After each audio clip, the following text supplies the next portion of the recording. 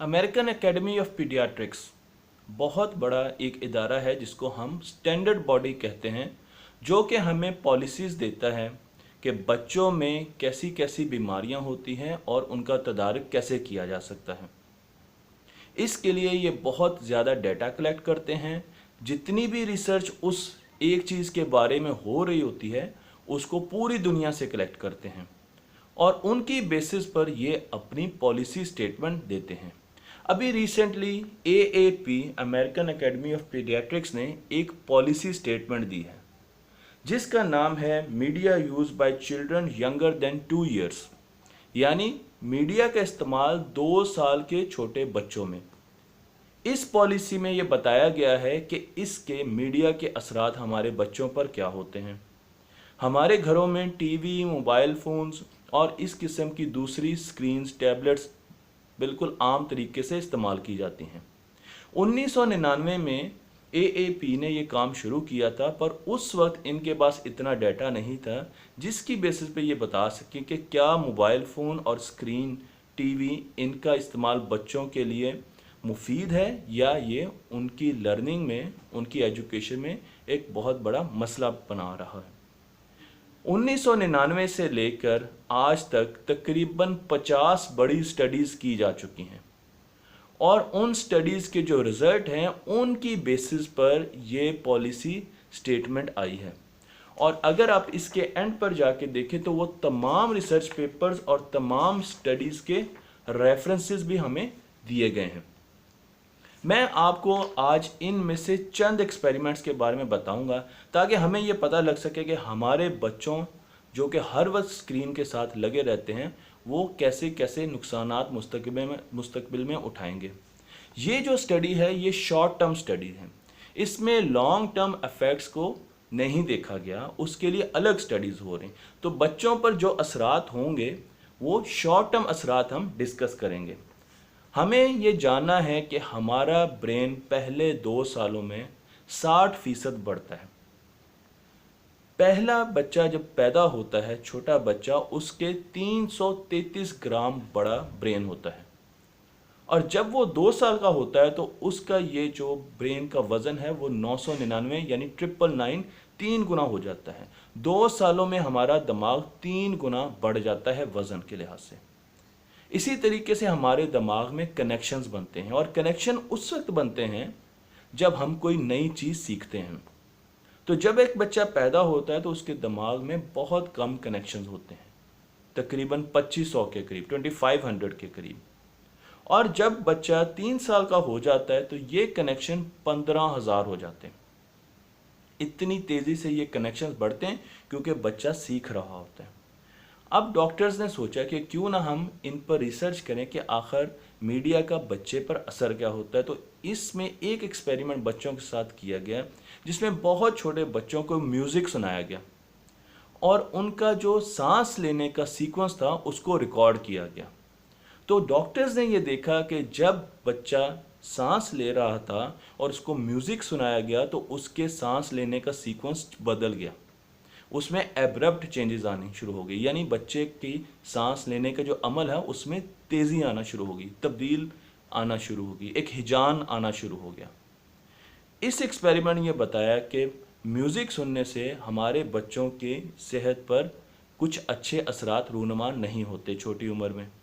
उसके बाद एक और एक्सपेरिमेंट किया गया और उसमें यह दिखाया गया कि जिन घरों में टीवी होता है और वो बैकग्राउंड में, यानी वो बच्चे देख नहीं रहे पर वो हर वक्त चल रहा है, तो बच्चा जब भी कोई एक्टिविटी करता है और उसके बाद वो मुड़ के टीवी की तरफ देखता है तो वो हर मर्तबा अगली एक्टिविटी पे चला जाता है। इसका मतलब ये है कि वो पिछला काम छोड़ देता है, उसकी अटेंशन लूज हो जाती है और वो अगले काम पर चला जाता है, वो फ़ौरन चीज़ बदल लेता है। तो उसका अटेंशन स्पैन जो है वो कम हो जाता है, हालांकि वो मुसलसल टीवी नहीं देख रहा। इसी तरीके से एक और स्टडी की गई जो कि हमें बताया जाता है कि बहुत अच्छे हमारे पास ऐसे सॉफ्टवेयर्स हैं, ऐसे प्रोग्राम्स हैं जिनसे बच्चों की लर्निंग होती है और वो बेचते ही इस सिलसिले में हमें ये सॉफ्टवेयर। मसलन हम छोटे होते सीसम स्ट्रीट देखते थे। इसी तरीके से आज बेबी आइंस्टाइन का ये दावा है, ये एक वीडियो प्रोग्राम है बच्चों के लिए जो ये बताता है कि हम बच्चों को बहुत ज़्यादा चीज़ें सिखाते हैं। तो बेबी आइंस्टाइन का एक क्लिप, एक एपिसोड वो बच्चों को दिखाया गया जिसमें वो फार्म हाउस में गए। ये एपिसोड 27 सेकंड की थी और इसमें 7 सीन थे। तकरीबन हर 3 सेकंड के बाद एक सीन आ जाता था।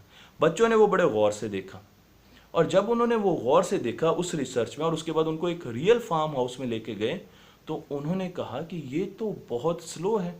यहाँ पर तो उस तरीके से भेड़ें और दूसरे जानवर जल्दी जल्दी नहीं आ रहे जिस तरीके से उस क्लिप में दिखाए गए थे। ये तो बहुत बोरिंग है। बच्चों को वो बोरिंग लगा और उसकी वजह यह है कि हमारे कार्टून्स, हमारी वीडियोस वो फास्ट फॉरवर्ड मोड में चलती हैं। अगर आप गौर करें तो हमारे कार्टून जो है वो बहुत तेज़ी से इवेंट्स को दिखा रहे होते हैं। बच्चा छोटा होता है, उसका दिमाग उस तरीके से बिल्टअप नहीं हुआ होता। वो ये समझता है कि रियलिटी में चीज़ें इतनी तेज़ी से होती हैं और जब वो नॉर्मल लाइफ में उस चीज़ को एक्सपीरियंस करता है तो वो बोर्डम का शिकार हो जाता है, वो बोर होना शुरू हो जाता है। इसी तरीके से उसका टेंशन स्पैन उतना नहीं रहता है। ये एक बहुत अहम चीज़ है जिसकी वजह से कार्टून्स बच्चों को कम से कम दिखाने चाहिए पहले 2 सालों में। इसी तरीके से एक तीसरी जो एक्सपेरिमेंट किया गया वो बहुत अहम है और उसके लिए मैंने अपने साथ एक छोटी सी एड भी रखी है ताकि आपको दिखा सकूं। उसमें एक चूहा लिया गया और उसका जो चाइल्डहुड है, उसका जो बचपन है वो 42 दिन का होता है। तो 42 दिन में चूहे को रोज़ 6 घंटे एक टीवी दिखाया गया, टीवी का प्रोग्राम दिखाया गया और वो 6 घंटे डेली टीवी का प्रोग्राम देखता था। और एक चूहा ऐसा था दूसरे पिंजरे में जो ये प्रोग्राम नहीं देखता था। 10 दिनों के बाद जब उस चूहे को निकाला गया और उसको ऑब्जर्व किया गया, 2 एक्सपेरिमेंट्स पे उसको ऑब्जर्व किया गया। पहला एक्सपेरिमेंट ये था कि एक इस तरीके का डब्बा रख दिया गया और उस चूहे को छोड़ दिया गया। अब जिस चूहे ने टीवी नहीं देखा था वो ज़्यादातर इस डब्बे के बीच में रहता था और वो डब्बे में हर तरफ घूमता था और उसका पैटर्न और उसकी एक्टिविटी बड़ी मुनासिब थी और इवनली डिस्ट्रीब्यूटेड थी। पर जिस चूहे ने टीवी देखता रहा, वो बच्चा हमेशा बाउंड्रीज के साथ चलता था, वो दीवारों के साथ चलता था। उस पर साइंसदानों ने उसका जब पैटर्न देखा तो उन्होंने ये बताया कि इसमें कॉन्फिडेंस की बहुत ज़्यादा कमी है, ये अंडर प्रेशर है, ये डरा हुआ है किसी ख़ास चीज़ से और इस वजह से ये हमेशा दीवार के साए में चलता है। ये बीच में आएगा नहीं, ये बीच में दाखिल नहीं होगा क्योंकि ये उन चीज़ों से डरता है। दूसरे एक्सपेरिमेंट में इन दोनों चूहों को अलग अलग 2 मुख्तलिफ़ किस्म के ब्लॉक्स दिखाए गए। इनको रोज़ वो ब्लॉक्स दिखाए जाते थे, ये उन ब्लॉक्स के आगे पीछे घूमते थे और उनको देखते थे। अब क्या किया गया कि जो एक ब्लॉक था उसको निकाल कर एक नई किस्म का ब्लॉक रख दिया गया। अब जिस चूहे ने टीवी नहीं देखा था वो फ़ौरन उस ब्लॉक के पास गया और उसके गिर्द घूमना शुरू हो गया और उसने उसको देखना शुरू किया। वो उसको जज कर रहा था, ये नई चीज़ आई है, मैं इसके बारे में जांचूं। जबकि जो दूसरा चूहा था उसने उसको उसी तरीके से जाना जिस तरीके से वो पहले ब्लॉक को देख रहा था। तो जब उनका डेटा प्लॉट किया गया तो जो चूहा जिसने टीवी नहीं देखा था वो 75% नए ब्लॉक के गिर्द घूमता रहा और उसको देखता रहा। वो नई चीज़ों में इंटरेस्टेड था, वो रिस्क लेने में इंटरेस्टेड था, ये साइंसदानों का ख्याल है। और जो दूसरा चूहा था जिसने टीवी देखा उसने 50% नए ब्लॉक के पास टाइम गुजारा और 50% दूसरे पुराने ब्लॉक के पास। या तो उसको उसमें इंटरेस्ट नहीं था या उसने उसको नोटिस नहीं किया कि ये नया ब्लॉक है, तो उसकी रिकग्निशन की जो एक एबिलिटी थी वो भी बहुत कम थी। साइंसदानों ने इस एक्सपेरिमेंट के साथ 46 और एक्सपेरिमेंट्स यहाँ पर दर्ज किए हैं और उनकी बेसिस पे उन्होंने कहा कि अब आप ये देखें कि अगर आपका बच्चा टीवी नहीं देख रहा तो वो क्या कर रहा है।